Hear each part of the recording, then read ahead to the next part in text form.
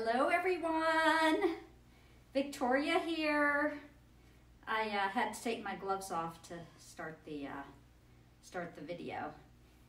So I'm sorry I'm late again, but my husband was not available to lace me up, so I had some trouble getting my bodice laced, and I had to ask my son to do it, and he's not used to doing this kind of thing. So anyway, it took me a little bit to get dressed.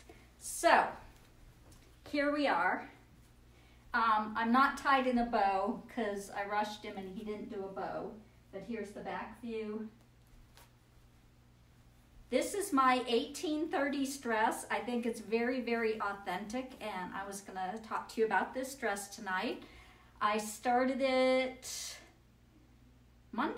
just Monday, and it's done. I did the bonnet, just finished the bonnet maybe half an hour ago, right before I put my hair and did my hair and makeup. So this dress is from the Romantic period, which immediately followed the Regency.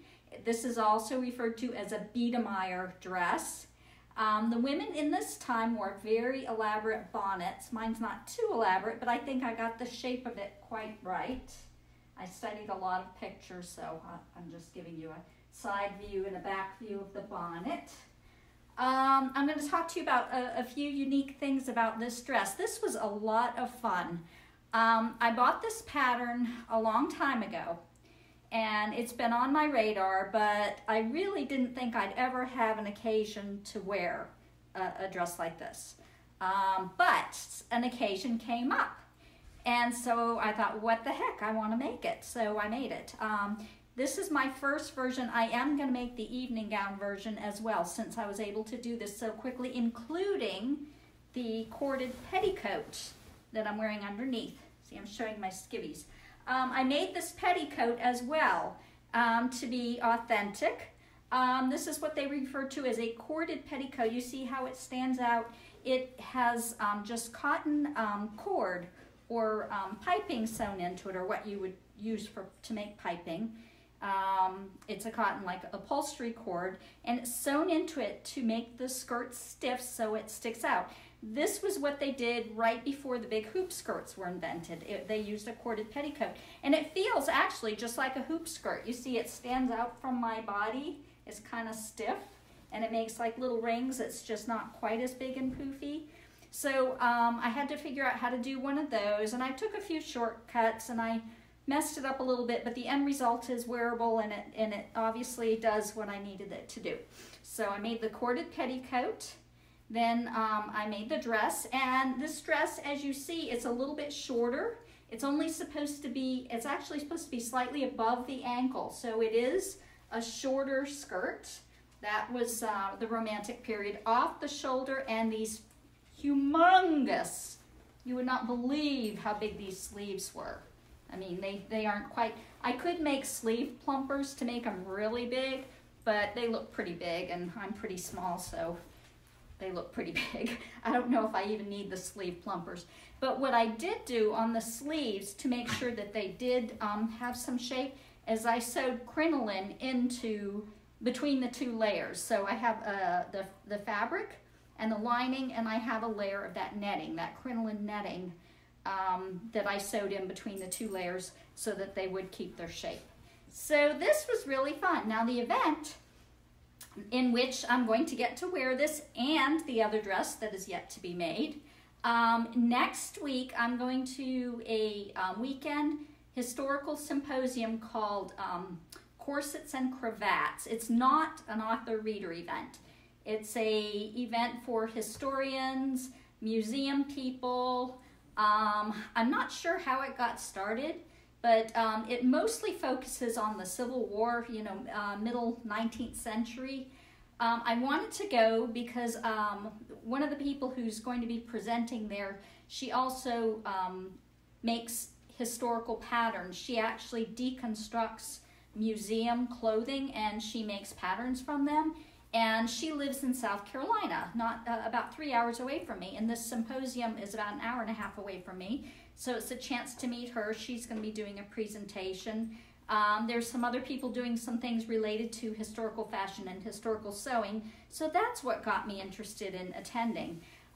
There are actually 3 events in which you can wear historical garb. One of them is a tea, but unfortunately the tea was sold out when I registered, so I don't know if I'll get to go to the tea. But there's also a historical fashion show Friday night, and then there's a supper Saturday night. So I asked them, I said, what historical period, is appropriate? And they said 1830 to 1870. Well, guess what? Out of all my dresses and everything I've made, I had nothing in my closet from 1830 to 1870. The dresses, everything I've made recently has been beyond it has been like 1870 to 1900. So I got out my pattern for the Biedermeier dress. The pattern is from Truly Victorian, and for those of you who sew, they are the best patterns that I've ever worked with. I have absolutely loved everything I've made from a Truly Victorian pattern, and they're very historically accurate. I would say they're not for beginners.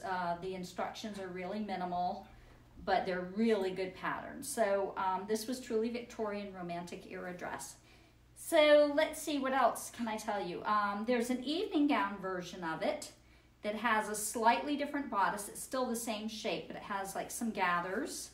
What else? Oh, the sleeves are different. They're called a beret sleeve. They're really cool and really pretty. I don't have any examples of them. I'll have to post a picture, but you could Google beret, B-E-R-E-T, like the hat, beret sleeve. The evening gown has beret sleeves, so I'm going to do that. I'm going to do the gathered bodice. I'm going to make it out of either silk or maybe organza. Oh, what else is unique about this dress? I'm going to give you a close-up here. Is observe the piping. Here, neckline, waistline, and in the back. See the yellow piping? I've only worked with piping one time before. I made my own piping for a dress I made for Colette Cameron last year, and I was really happy with how that turned out. I did some embroidery, I did some decorative stitching, I did some piping, I did a lot of things I hadn't done before on that dress. Well, this dress, the original dresses of this period were not lined. They were finished with this piping. The piping hid the raw seams. I did go ahead and line mine, but I wanted it to look historically correct. So I did the piping here, I did the piping in the back, and then it called for doing the piping in the arm seam. And I went ahead and it just looked, piping is hard. And these sleeves are really hard. So I went ahead and did the sleeves without the piping. Had them on the dress. The dress was almost finished, and I looked at it, and then I took a piece of the piping and held it up to the sleeve joint, the armhole, and I just thought how really awesome it looked with the piping. So last night, I stayed up till 3:30 in the morning, taking the sleeves off the dress and putting the piping in the armholes, not knowing if it was going to turn out. I was really worried because I had the sleeves in and they looked really good, and I was really afraid if I took them off, I'd screw them up or screw up the piping. Anyway, I stayed up really, really late, and I did the piping in the armholes, and I love how it looks. I just think it looks awesome.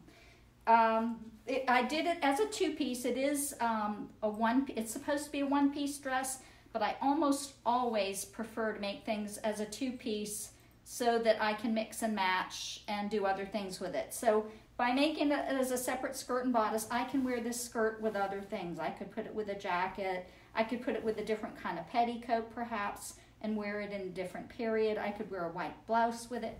I don't know. I just wanted the versatility, so I made it as two pieces. Also, I noticed some dresses of the period, I think they were done as two pieces because some had a very wide waistband. So I went ahead and put a really wide waistband on my skirt so that I can wear it both ways. A lot of dresses were belted in this period. You see it a lot, a ribbon belt. They liked gold buckles. So you'll see a little gold buckle and a belt around the waist. So if I tuck the bodice in, wear the skirt outside, I can put the belt on it and have a little bit of a different look. The other thing I can do with this, I might have to run into the other room and get, there's other pieces that I made for my Regency Day dress that I can wear with this. Hang on one second, I'll be right back. Hang on.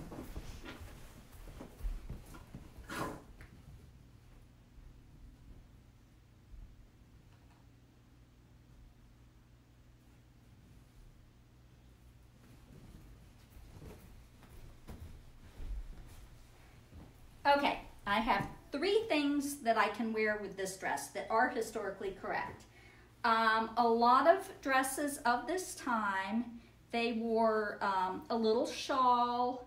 Sometimes there's various versions of it, but they refer to it as a pelerine. Well, I have a little triangular shawl that looks very correct for me to wear, and you'll see this in the Civil War period.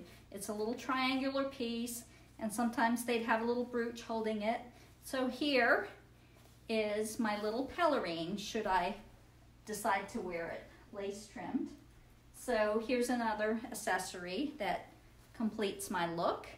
The other thing that I can do with this dress is I can wear it over a chemisette. So I made 2 chemisettes. I gotta find my linen one. This is my cotton one. I made these for my Regency dress. I intentionally did not put a collar on this so that I could mix and match my collars. So I can wear this under this dress, so the collar would come up to here, and this is one of my pretty detachable collars. So I can get a 3rd look, actually a 4th look if you consider tucking the bodice in and wearing the skirt out. So I have various looks that I can wear with this dress.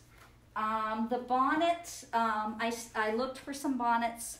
I always have straw hats. I'm always buying hats, eBay, thrift stores, any place I find a straw hat. If it's a decent shape, I buy it figuring I can reshape it. I cut them, I reshape them. Sometimes I make a round crown into a flat crown. I cover them, I trim them. Anyway, this was my bonnet. This was made from a straw hat I bought on eBay. It was kind of a garbage hat. It was all kind of crushed, and I was able to shape it fairly well.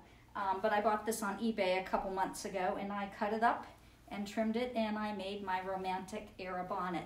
Some of the bonnets were really beautiful, had layers and layers of ruffles and trims, and they put flowers in the brim. I didn't have enough time, and I need to study them more to be able to do that. I saw one on Etsy the other day. Somebody was selling it. They wanted $1,165 for this bonnet. Amazing. Maybe it was authentic.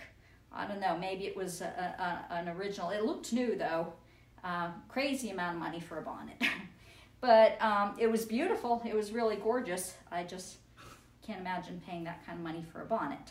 So I've yammered on for a little bit. I guess I see a lot of comments tonight, so I'm nearsighted, so I have to come up to my phone and answer your questions and comments. For those of you who tuned in late, this is my romantic era 1830s dress.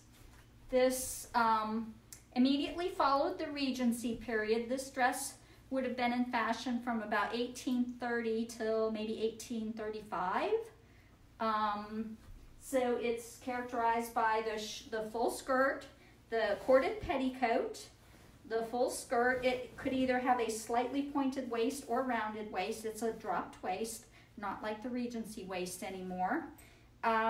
It's only supposed to be ankle length, no longer than the ankle, and the huge Gigot sleeves. So this is romantic era or Biedermeier dress. And when I do the ball gown, I'm going to do one of those crazy, I'm going to try to do one of those crazy Biedermeier hairdos with the braids and all these spires and flowers and crazy things. They had the weirdest hairdos. I don't know if I'll get real weird, but I'm going to try to do it when I do the ball gown. So hopefully I'll get started on that tomorrow. Let's see, tomorrow's Thursday. Yeah, I should be able to get it done by Saturday, and then I have a commission to do after that for the weekend. So, but I did want to get these 2 dresses done for my thing I'm going to in a week.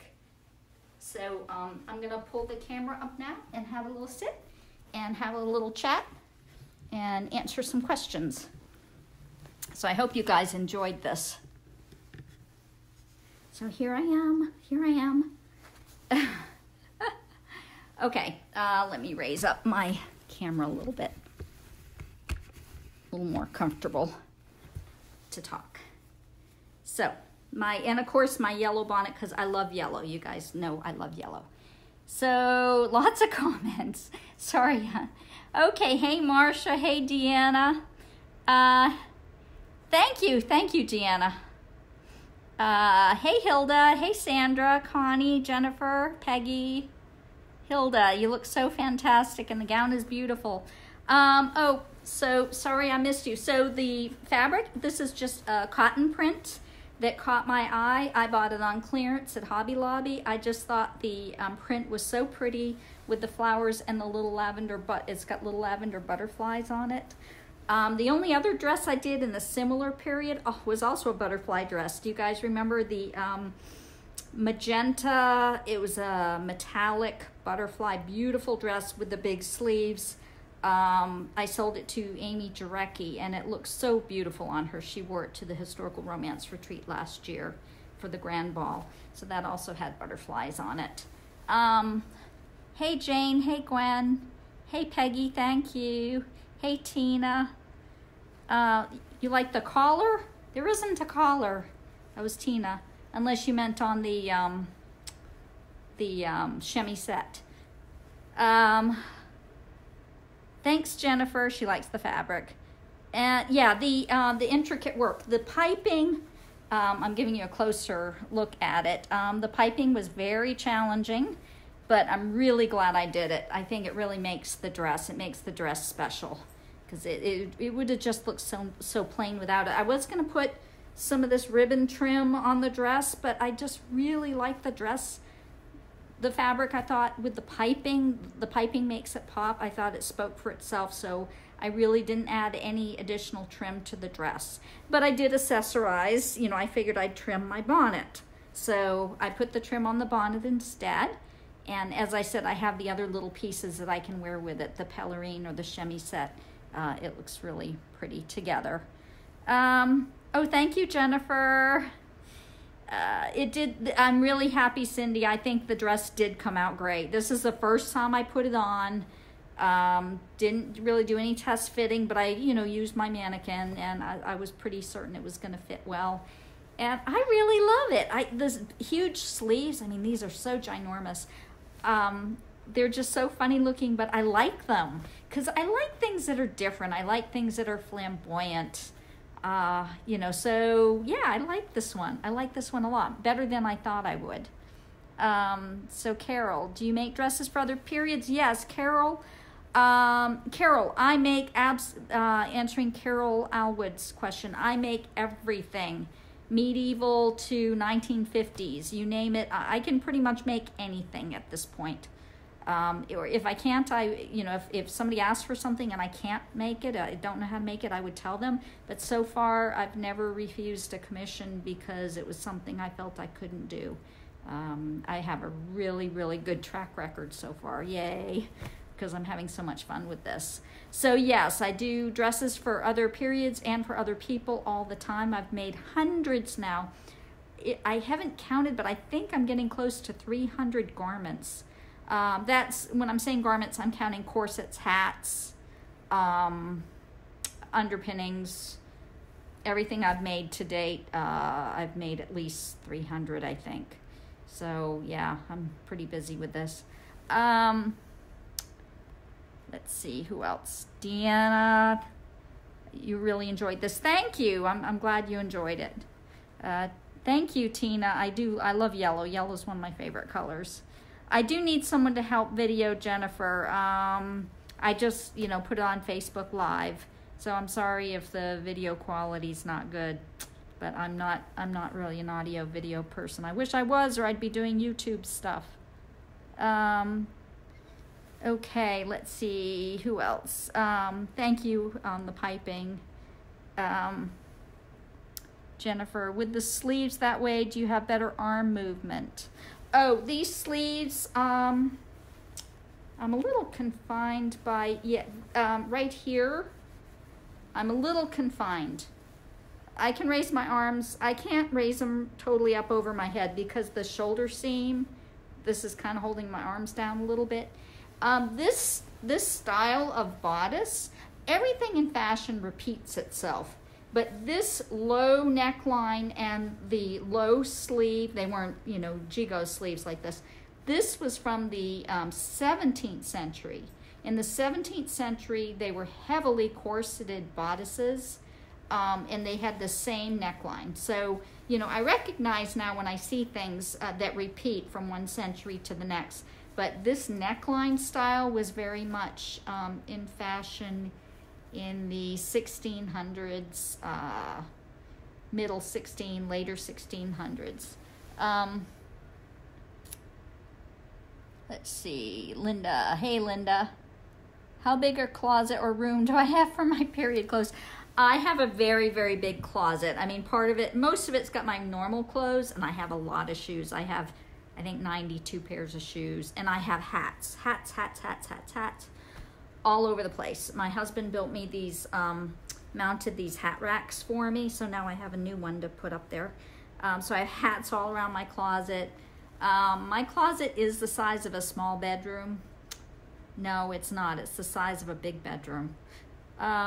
It's probably at least 10 by 15. It might be longer than that. I have a big closet, so I have lots of room.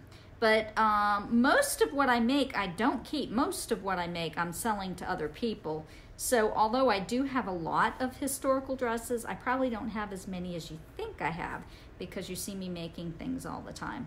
Although this year I've done quite a bit for me. Let's see. Oh, thank you, Shauna. She likes my hat. So yes, I have a very big closet. I've shown it to you guys a couple times before. I'd take the phone down now and show it to you now, except it might be messy. Yeah, I'll do another night. I'll broadcast another night. In the past, I've actually done a live feed in my closet. I might do another one, so, but not tonight. I don't want it to be messy. So, any questions on historical fashions? As I said, this followed the Regency. I'm going to be really busy. I'm doing some more commissions for people. The Historical Romance Retreat is coming up very soon. It's in September. So if you guys have any interest at all, register. It is so awesome. It is such a fun event. It's September 11th to the 15th in Riverside, California. HistoricalRomanceRetreat.com is the website address. I will be there. I'm presenting 2 workshops. One called Beyond the Little White Dress. It's a workshop on Regency fashions. So I'm going to talk about I showed you some of my accessories, things that I can do to change up this outfit. Well, I'm going to do an entire, hopefully, if I can get it all done, an entire Regency wardrobe based around the one white Regency dress. So I'm going to show all the different things you can do with that. And then I'm also doing a workshop for gentlemen, because a few weeks ago I had to buy some historical clothing. I didn't make it for my husband. I just didn't have the time, and men's things are difficult, and I wanted it to be good, and he's really big anyway. So I bought some clothing for my husband. I bought him a traditional morning suit, as well as he already had a regular tuxedo, but I wanted him to have the white tie tuxedo, which is what they wore in the Victorian Edwardian period. They still wear it now, but it's, a look that hasn't really changed, but that's the uber formal outfit. So I got him one of those. And I had to do some research to know what's appropriate to wear with what. So, like, do you all know when a man wears a tuxedo? Do you know when they should wear a cummerbund versus a vest? It depends on the lapel of the coat. I don't know if you knew that. If it's a shawl collar, they should wear a cummerbund. If it's a, I forget what they call the other kind of collar, the pointed shaped collar, or lapel, not collar. If it's a shawl collar or shawl lapel, it's a cummerbund, or if it's the other kind, the pointed lapels, you wear a vest. Didn't know that. So I had to learn all this stuff. So when I was done, I thought, that could be a really interesting workshop for men on the evolution of men's fashion. So I'm going to do a workshop called The Rake's Guide to Dressing for Seduction. That should be fun. Hope it'll be fun. I'm still trying to get a male model to help me out with it, so I'm hoping to make it interactive, but I don't know if I'll be able to do it that way or not. But we'll be chatting about it. So it should be educational, informative, and hopefully it'll be fun too. So, let's see. Hey, Brenda, thank you. Hey, Cindy. Yes, Cindy, I just showed it. You asked the cord undergarment. Yes, it's a corded petticoat. I will lift my skirt and show you. This is my corded petticoat. It makes it stiff. It acts almost like a hoop skirt. It's the same principle. It's stiff, and it makes it stand out from the legs and gives shape to your skirts. So they wore these in the early 1800s, and then the hoop skirt evolved from this. So yes, this was my very first corded petticoat. I never even knew there was such a thing till last week. I learned about it when I was researching for this outfit. So, you know, I always try to be historically accurate as much as I can. Sometimes I just don't have the time to do it perfectly, but I feel like my work is close enough to be theatrical. My stuff is way more historically accurate than the majority of what you see in the television and movies. It's not hand sewn. Only a small percentage of it is hand sewn. But I do try to use authentic patterns and materials as close as I can get, you know, within reason. If I want to be 100% historically accurate, I wouldn't be able to afford to make anything because the textiles and materials would be too expensive. So, you know, I get as close as I can. But as I said, most of what I do, I look at what's in television and the movies, any period dramas that I look at. My stuff, I feel, is better than most of what I see on TV these days, with a few exceptions. So there's people who do living history and who do museum work, like the lady I was telling you about, who's presenting at that symposium next week. There's another lady who's going to be there. She has a blog and Facebook page under the, I think it's the Couture Courtesan. I think that's her real name's Samantha. She's going to be presenting also. She works, she's in Virginia, and she works for Jamestown, historic Jamestown.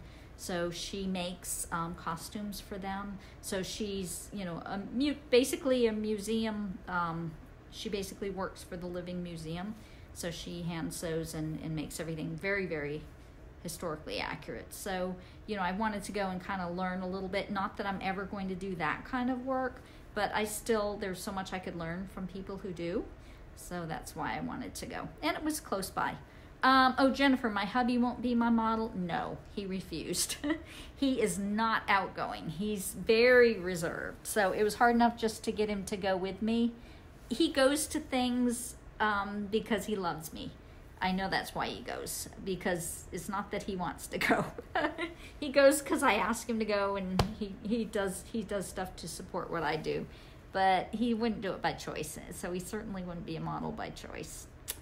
So if it were on the East Coast, I could maybe get one of my sons to do it. Maybe if I bribed him. But it's on the West Coast, so that's kind of out of the question. So let's see. Did I miss any other questions? Oh, thank you, Marcia. Oh, Cindy, more comfortable to sit in as opposed to hoops. Actually, hoops are not hard to sit in at all. Hoops, you just lift them and you sit. They're actually, have you ever tried it? They're not uncomfortable at all. In this case, I did put the cording down below where I sit. If I were sitting on the cording, it would be uncomfortable. But hoops are not really as bad as you think. Oh, thank you, Tina. I try to be, you know, I'm learning all the time. I try to be historically accurate. I've only been doing this for a short time. I mean, most of the people I'm talking about, they studied this in college. I'm totally self-taught, and I've only been doing this for 3.5 years. So, you know, I'm just learning as I go. But I do try hard, and I try to make sure everybody's happy, you know, when I'm making a dress. So I try to have happy customers. So, let's see. Would you stand up and model? I just got here. Brenda, yes, of course. So I'm going to model again for Brenda. I'm moving my camera back. And so this is my 1830s dress, romantic era or Biedermeier gown. And my dress is not tied in a bow because my son didn't tie a bow for me. But my husband was busy and couldn't lace me up, so I had to ask my son to do it, and he didn't do the bow. But yes, this is the dress, and as I said earlier, this is the corded petticoat that I made to go under it. I am wearing a corset. I'm not wearing a shift. I just didn't want the extra layer. I've got enough layers going on with the corset and the petticoat, and the petticoat's quite heavy, and the dress, so I did not put on a shift. I need to make a sleeveless one too. I don't have a shift. I don't think that would work with this neckline. I don't think I have a drawstring. I would need a drawstring that I could pull down off the shoulders, because this dress does have exposed shoulders. But, and I made the hat too, the bonnet. So I hope you all enjoy this. I'm really, really happy with it myself. So I'll give you the close-up details. I put the piping. Here's, hopefully you can see the back. The details of the dress. And I will post some photographs when we're done. I'm gonna have my husband take some pictures, and I'll do some photographs. Hey Jill, hey Brandy. Jennifer, is it difficult finding the time to sew and write? No, because I haven't written a word in over a year. So I haven't been writing. I have several unfinished books, and at this time I just don't know when I'm gonna finish. I'm just not mentally doing this. I'm just not doing that. I got really, actually what got me sewing like crazy is I got very, very disillusioned. I'm feeling a little bit better about the publishing world these days, but I have unfinished books, and I can't tell you when I'm going to finish them. I hope I can get my head back in the place to write again soon, but I'm not there yet. I thought I was, and I'm just not there yet. So, yeah, that's why I sew so much. I have another creative outlet. Thank you, Brenda. Yeah, I'm very happy with this dress. I feel pretty. It's yeah, I feel pretty in it. It's a pretty dress. No, it's unusual. I like unusual. And it's not uncomfortable. I wouldn't want to wear it out in 90-degree heat, because as I said, I did line it. There's a lot of layers here. I would be very hot. Although it looks like a good picnic dress, if it were 90 degrees outside, I wouldn't be very comfortable. So, thank you, Cindy. Yeah, I just, this is what I need to do right now, and I guess I'll just keep going with it. And I'm hoping when the historical romance retreat is over, I'll get my head back into writing and be able to finish at least one book by the end of this year. But I said that to myself in March, after the big thing I did at Williamsburg was done. I thought, oh, when I'm all caught up and I get all my stuff done from Williamsburg, when I get home, I'm going to get back into writing. And it just didn't happen. So, yes, I just have to wait till, the inspiration strikes again. So, Tina, I believe focusing on what you love is best, not forcing passion. Yeah, this is where my passion is, and I can do it right now. I can do this right now. I don't have to write. I'm in a place in my life where I can do what I want to do. I can do what makes me happy, what brings me joy, and right now, this is it. So I'm just going to keep doing this, and we'll see where it goes. So I guess I've said everything I'm going to say about my dress. I had planned to model my Regency dress. I have a Regency Day gown that you guys have seen before. I took pictures on Lady Marian, but I hadn't actually worn it yet in a video. So I had planned to wear that tonight, and then I got, this whole thing came up with the 1830s dress. So I ended up doing this instead. So maybe next week I'll have a ball gown done in this similar style. And the rest of what I'm going to be doing for the rest of July and at least the first half of August, I'll be doing commissions. And then the middle of August, I will be focusing on clothing I need to make for my historical workshops that are coming up. So that's what I'll be doing. So I guess I will sign off now. Thank you guys for tuning in. I hope you enjoyed it. I always enjoy chatting with you all. Love you. And I will see you next Wednesday. Bye.